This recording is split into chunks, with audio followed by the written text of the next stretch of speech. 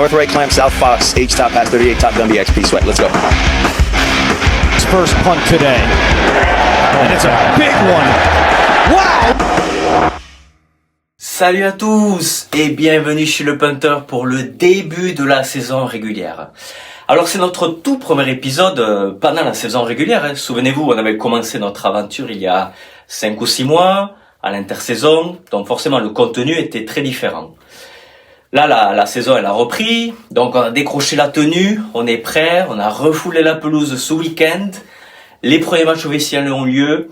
Vous allez donc découvrir de nouvelles sections dans notre podcast. On va faire un tour d'horizon des matchs, un tour rapide des matchs que j'ai suivis. Vous pouvez voir, c'est sur ma télé, sur mon ordinateur en même temps. Et sur les deux plages d'horaires différentes, le match de 19h et le match de 22h, heure française. Vous allez donc découvrir de nouvelles sections, comme j'ai dit. Mais n'oubliez pas, si vous voulez en savoir un peu plus sur les matchs du week-end, n'oubliez pas de suivre mon blog. J'ai publié un article hier ou aujourd'hui sur les matchs du week-end en NFL. Vous pouvez trouver le lien dans la description. Alors, que s'est-il passé dans cette semaine 1 à NFL? Passons rapidement en revue quelques matchs. Commençons par Dallas. Dallas qui débutait la saison à Philadelphie pour le match d'ouverture. Et Dallas, ils sont à la fois si proches et si loin des Philadelphia Eagles. Alors oui, proches parce qu'au final, ils ne perdent que de 3 points. Mais en même temps, voilà, c'est un peu toujours pareil avec les Cowboys. Ils auraient pu gagner, mais tu sens qu'il leur manquait quelque chose encore pour être au niveau d'une équipe aussi rodée que les Philadelphia Eagles. Qui d'ailleurs, ils faisaient pas un match magnifique d'ailleurs les champions. Ils avaient un peu de mal. C'est vrai que Dallas a fait un très très gros match, mais tu sentais que les Eagles, peut-être ils en gardaient un peu sous la semelle. Ils étaient pas à leur maximum en tout cas. Surtout qu'ils étaient privés très très vite de leur plaqueur défensif, Jalen Carter, qui lui durait 6 secondes. En fait, il crachait sur Dak Prescott. Il y a eu un échange verbal, il lui crachait dessus, donc forcément, il était expulsé du match. Et il se sanctionnait lui-même et il sanctionnait aussi son équipe parce que c'est sans doute le meilleur joueur de la ligne défensive de Philadelphie. Mais bon, quand même, les Eagles, ils s'en sont sortis, ils ont remporté une victoire logique, ils l'ont pas volé non plus. Mais c'est vrai que les Cowboys auraient pu l'emporter, c'est passé à quelques détails près. Certains diront que c'est peut-être le départ de Micah Parsons. Qui sait, peut-être s'il avait été là, ils auraient gagné. Les Cowboys auraient gagné. D'autres disaient que si CeeDee Lamb, il avait réussi au moins une de ces 3 réceptions, et il ratait toutes les 3 en deuxième mi-temps, et s'il les réussissait, il mettait son équipe dans une très bonne position, avec au moins l'opportunité d'égaliser sur un coup de pied de précision. Mais non. Là, le dénouement du match restait le même, les Philadelphia Eagles l'emportaient. Après, le problème des Dallas Cowboys, c'est que quand tu ne marques que 3 points dans toute la deuxième mi-temps, c'est compliqué de gagner un match, surtout contre une équipe comme les Philadelphia Eagles. Bref, passons. Parlons un peu des Bengals. Les Bengals, alors grosse surprise, les Cincinnati Bengals, parce que ils sont réputés pour l'attaque de feu, pour leur superbe quarterback. Sauf que hier, ils ont été très empruntés en attaque et c'est leur défense qui les a sauvés. Alors c'est assez surprenant de voir leur défense comme seule satisfaction parce que c'est plutôt leur point faible. Mais là, hier, ils concédaient très peu de yards au sol. Ils réussissaient à saquer Joe Flacco 2 fois et ils récupéraient 2 ballons sur 2 lancers interceptés. Alors joli travail du nouveau coordinateur défensif, Al Golden, qui met déjà sa patte sur l'unité défensive. On a vu une défense bien en place et notamment un très bon DJ Turner. Après bon, il faut pas s'enflammer. Cleveland en attaque, c'est pas folichon non plus. L'attaque des Bengals donc. Qu'est-ce que c'est que ce match? Avec tout leur arsenal offensif, on s'attendait à Burrow passer pour, je sais pas combien de yards, non. Burrow, en fait, il passait pour seulement 141 yards et une passe de touchdown. Et au sol, c'était encore pire que les Browns. Je crois qu'ils gagnaient que 45 ou 46 yards. La possession seulement 24 minutes, il donnait complètement le ballon aux Browns.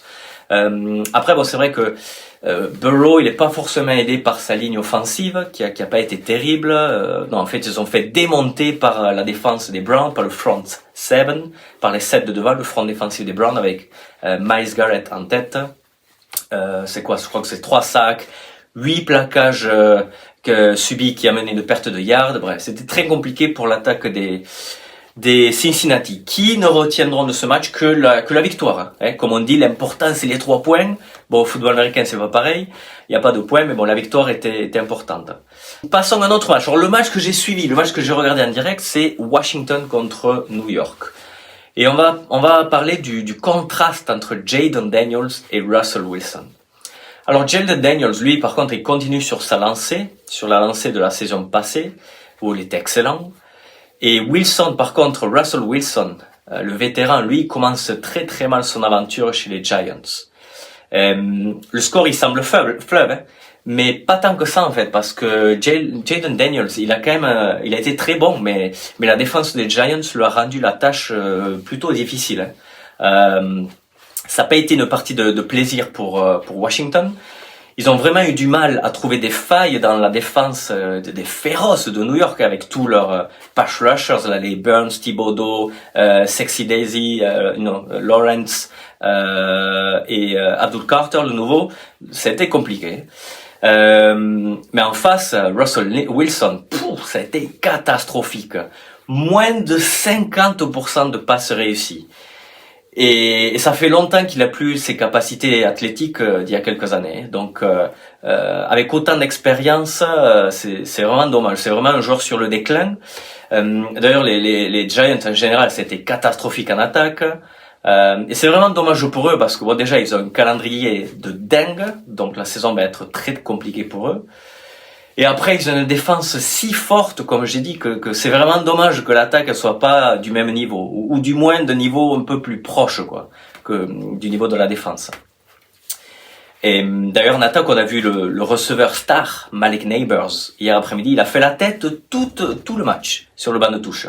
Et après, à un moment donné, on l'a vu se disputer avec son entraîneur, Brian Daboll. Alors, est-ce qu'il critiquait son quarterback, Russell Wilson, ou est-ce qu'il critiquait les jeux appelés? On ne sait pas trop. Enfin bref, tu sentais qu'il n'était pas content du tout. Après, bon, même si c'est la première semaine, tu peux déjà te poser la question. Si tu es l'entraîneur Daboll, le manager général Josh Allen ou les propriétaires des Giants, est-ce qu'ils vont accepter des performances de ce genre de la part de Wilson? Pas sûr, hein. Surtout que enfin, si ça s'améliore pas vite, vous savez déjà que Daboll et Sean ils sont sur un siège éjectable. Donc il ne faudra pas être surpris de voir le rookie, le nouveau venu, Jackson Dart, devenir titulaire plus tôt que prévu. Hein. À mon avis, Wilson, il lui reste 3-4 semaines pour s'améliorer, parce que sinon, son aventure chez les Giants, et peut-être même sa carrière NFL, va se terminer de manière prématurée. Continuons avec des saisons qui pourraient se finir de manière prématurée. Les Miami Dolphins. Est-ce que la saison est déjà finie? Alors on peut se poser la question parce que après ce premier match, après on sait qu'il y a toujours des surprises. La première semaine, il y a toujours des matchs bizarres, des résultats bizarres, enfin bref. Mais là les Dolphins, ils nous ont fait un match horrible. On a vu une équipe atone, sans idée, dépassée en attaque comme en défense. Et pourtant, leur quarterback, Tua Tagovailoa, il était bien là. Et on sait bien que quand Tagovailoa est là, les Dolphins c'est une autre équipe. Mais là, rien n'a fonctionné. Rien n'a fonctionné, ni en attaque ni en défense. C'était une catastrophe totale. D'autant plus qu'en face, c'était pas les Eagles ou les Chiefs, c'était les Indianapolis Colts avec Daniel Jones comme quarterback. Donc c'est pour dire que la situation à Miami, c'est déjà celle de l'alerte maximale. Là. Toutes les lumières sont au rouge. On sait que les propriétaires, ils ont déjà mis un gros coup de pression à l'entraîneur, à McDaniels, disant que cette saison, il faut les playoffs, et si on peut gagner un match en playoffs, c'est encore mieux. Voilà, on peut pas dire que McDaniels et son équipe, ils aient commencé la saison de manière idéale. Et outre le résultat, hein, qui est une véritable rouste, c'est surtout la prestation qui pose beaucoup de questions. et ça laisse planer beaucoup de doutes sur le futur proche de cette équipe. Comment ils vont pouvoir performer cette saison? Bref, on ne sait pas trop. En tout cas, ça sent pas très bon pour l'entraîneur McDaniels. Dans le même match, parlons de Daniel Jones. Donc, je sais pas si vous avez vu ce mime sur Internet qui disait qu'en fait Russell Wilson il joue comme Daniel Jones à New York, alors que Daniel Jones il joue comme Russell Wilson à Seattle. Donc, posons-nous la question. A-t-on assisté à la renaissance de Daniel Jones? Là, il a clairement fait son meilleur match de toute sa carrière professionnelle. Alors, est-ce que c'était parce que c'était son premier match, ou est-ce que c'est déjà la patte de son entraîneur Shane Steichen? On sait pas trop. En tout cas, si Jones il continue comme ça, avec des chiffres comme ça, attention aux Colts, il pourrait être une toute autre équipe cette saison. On reste à New York, mais on va passer de l'autre côté, on va parler des Jets, où l'événement c'était le retour de Aaron Rodgers sur la pelouse qui était la sienne pendant 2 saisons, alors qu'il défendait les couleurs des Jets. Et hier soir, on a retrouvé le grand Aaron Rodgers, le Rodgers des grands soirs, celui des Green Bay Packers d'il y a quelques saisons, celui que les Jets n'ont jamais vu pendant 2 ans. Enfin bref, il nous a fait une performance excellente avec 250 yards de passe, ou presque, 4 passes de touchdown, aucune interception. Un match de patron, comme s'il était dans cette équipe depuis toujours. Bref, une telle performance des Steelers, enfin, c'était vraiment excellent. C'était un super match, surtout de 2 équipes qui sont plus connues pour leur défense que pour leur attaque. Mais bon, bref. Après, attention, les Steelers, ils ont beaucoup souffert. Les Jets étaient très accrocheurs. Est-ce que c'est peut-être déjà la patte Aaron Glenn? Je sais pas. Mais en tout cas, Justin Fields, le quarterback, il a fait un très bon match lui aussi. Mais malheureusement pour eux, pour le gang green, c'était insuffisant pour battre Pittsburgh. Pittsburgh qui s'imposait grâce à un coup de pied de mammouth de Boswell dans la dernière minute. Un coup de pied de 60 yards. Et du coup, les Steelers y rentrent à la maison avec la victoire dans la poche. Alors ce week-end, il y avait un choc dans la NFC Nord, c'était Green Bay qui accueillait Détroit. Et on peut dire que les Packers, ils ont dévoré les Lions. On s'attendait à un match disputé. Et on a vu une seule équipe sur la pelouse. L'autre, les Lions, ils n'étaient que l'ombre d'eux-mêmes. Jordan Love, le quarterback, il a fait un super match. Il trouvait beaucoup de cibles différentes. Vraiment, un match abouti de l'attaque de Green Bay. Alors qu'en face, Goff, il a jamais parvenu à connecter avec ses stars, avec les Sam Brown, avec les Williams, ou Gibbs. Et le jeu au sol, justement, qui est la force de Détroit, complètement inexistante, complètement annihilée par la défense de Green Bay. Et d'ailleurs, Parsons faisait ses grands débuts avec Green Bay. Il est arrivé, ovationné comme une star de rock. Et lui, il n'avait même pas besoin d'être bon, même pas besoin de contribuer, tellement la défense de Green Bay était supérieure. Après, pour Dan Campbell et Lions, c'est une performance un peu inquiétante, mais il faut relativiser. C'est le premier match. La prochaine rencontre est déjà, par contre, d'une grande importance. Parce qu'avec Green Bay, Minnesota, qui vont être solides, on le sait, des Bears qui pourraient être la révélation. On sait que cette division est très compétitive et il vaut mieux ne pas laisser échapper trop de victoires. Continuons, et là, on va pas se pencher sur un match, on va parler d'un concept, bon, c'est une banalité, c'est quelque chose que tout le monde sait. La NFL est une compétition très serrée, vous savez que les équipes, elles ont toutes la même masse salariale, c'est très équilibré, et ça se joue souvent à pas grand chose, ça se joue à un petit détail. Et ce petit détail, souvent, c'est le buteur. Et on l'a vu ce week-end. Avoir un buteur fiable, ça change le cours de match, ça change le résultat de match. Un joueur capable de passer n'importe quel coup de pied, que ça soit un coup de pied de transformation, que ça soit un coup de pied de précision, vous savez, un field goal, que ça soit à 20 yards, 30 yards, à 60 yards ou plus, ça vous change le dénouement de match. On l'a vu hier par exemple, on a dit Pittsburgh qui l'emporte grâce à un coup de pied à la fin, mais pas seulement parce que Boswell il a passé 2 coups de pied monumentaux. Un de 56 yards un peu plus tôt dans la partie, et le second donc à la fin pour la gagne de 60 yards. En plus, avec la pression du moment, vous sentez qu'il y a une pression énorme sur les épaules de ces joueurs-là, mais tel un sniper avec un sang-froid impressionnant, Boswell, il a passé ses coups de pied sans problème.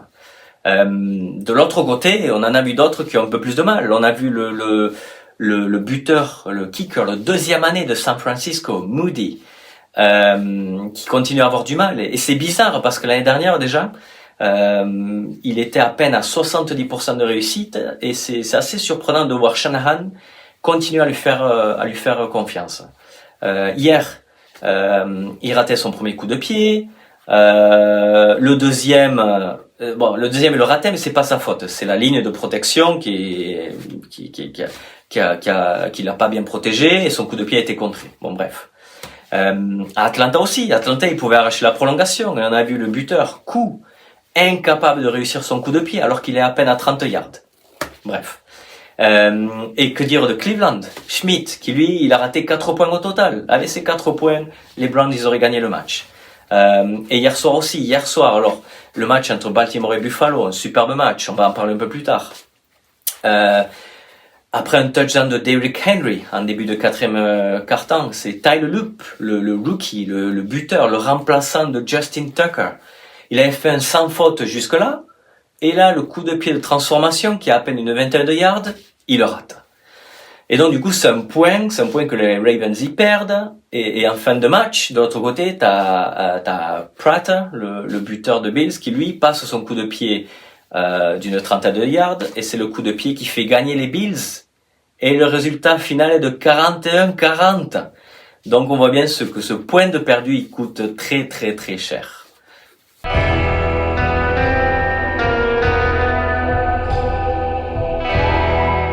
C'est simple.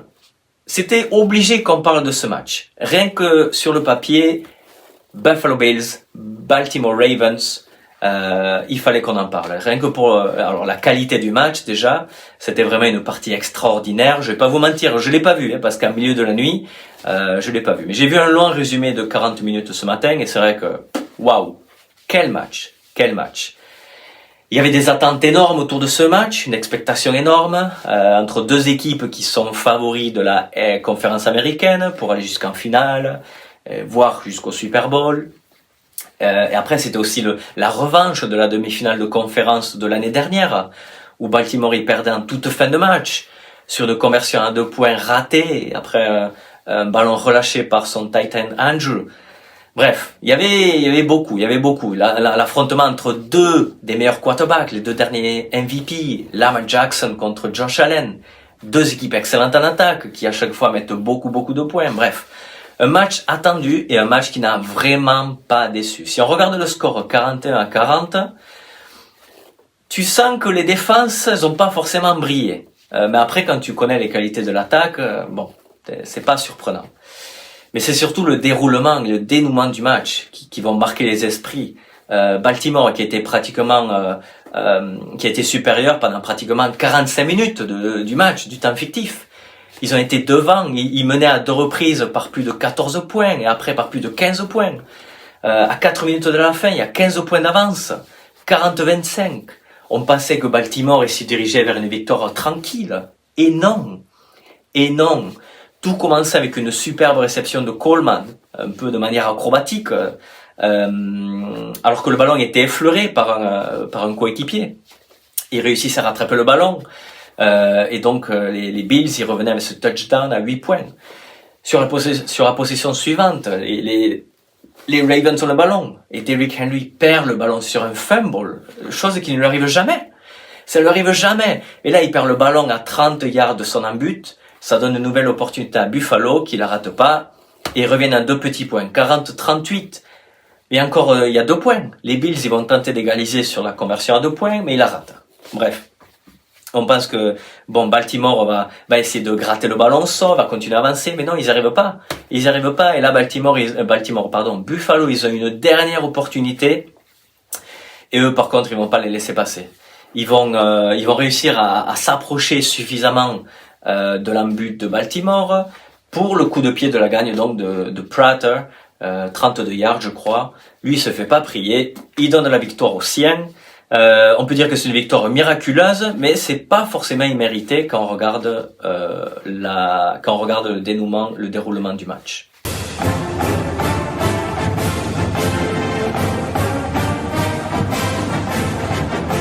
Passons un petit peu à la NCAA.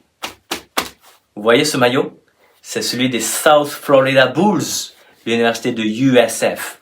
L'énorme surprise de week-end. Une modeste équipe, très modeste de la American Conference. C'est même pas une des meilleures conférences, c'est une des pires. Et ils sont allés gagner chez le voisin, chez l'ogre des Florida Gators. Tout le monde connaît les Gators. Vous savez que c'est une équipe que j'aime beaucoup, mais bon. Ils se sont fait battre chez eux. Ils ont été horribles.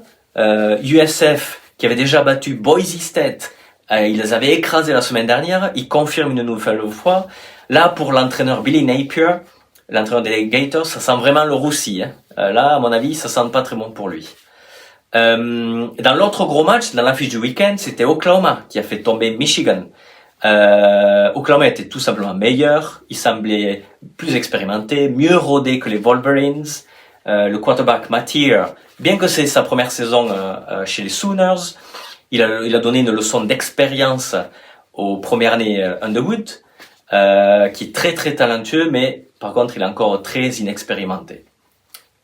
Si vous voulez retrouver plus d'articles, plus d'infos sur la NCAA, vous pouvez voir dans la description, il y a mon article de dimanche sur ce qui s'est passé à NCAA ce week-end pour la 3e semaine.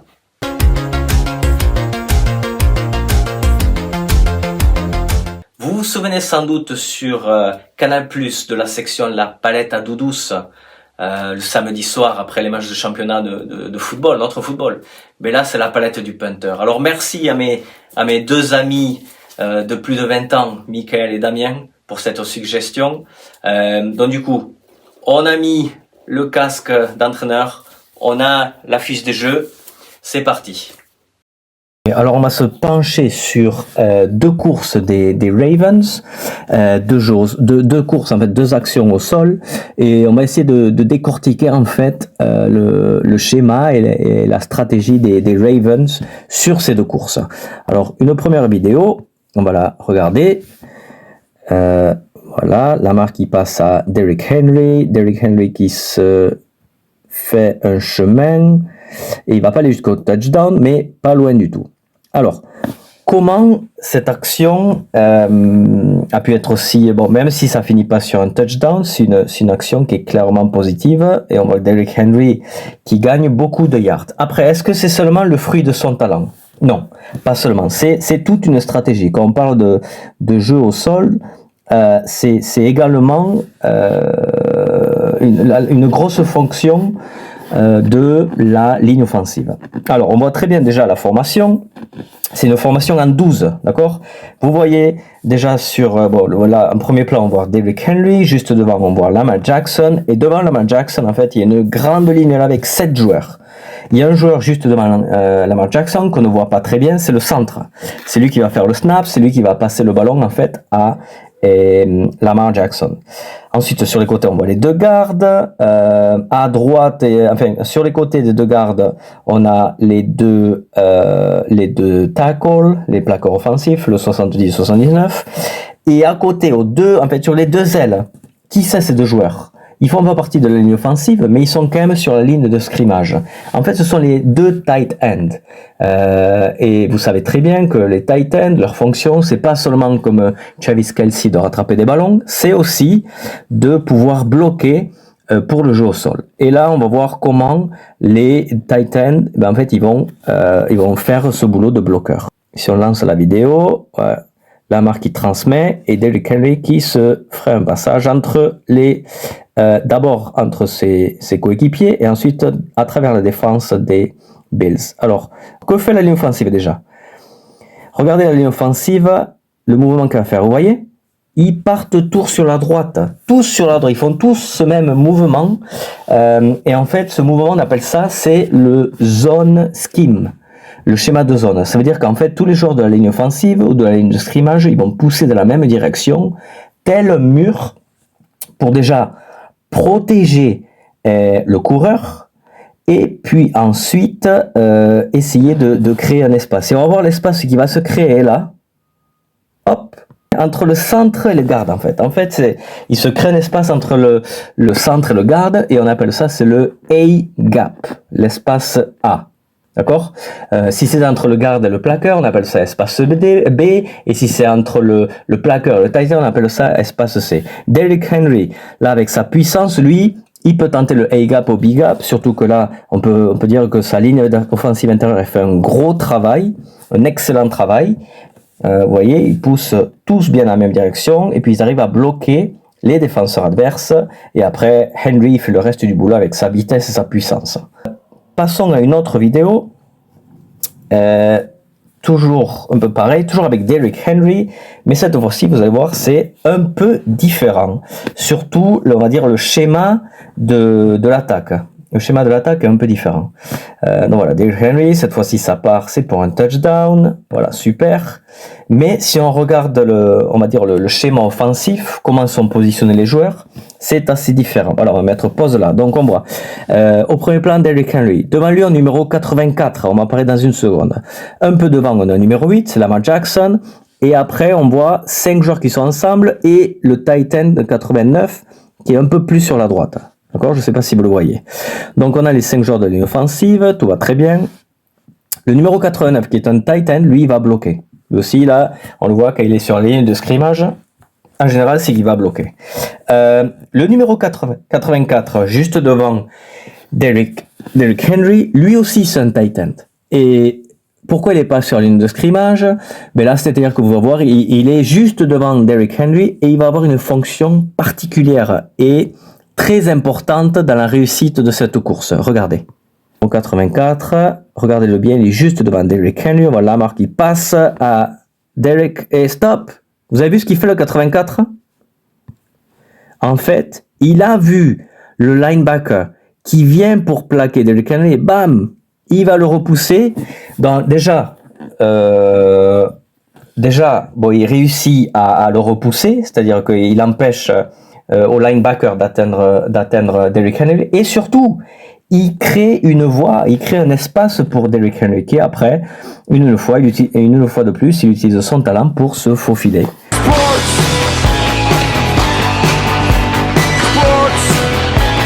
Nouvelle section là aussi, c'est le petit jeu des pronos.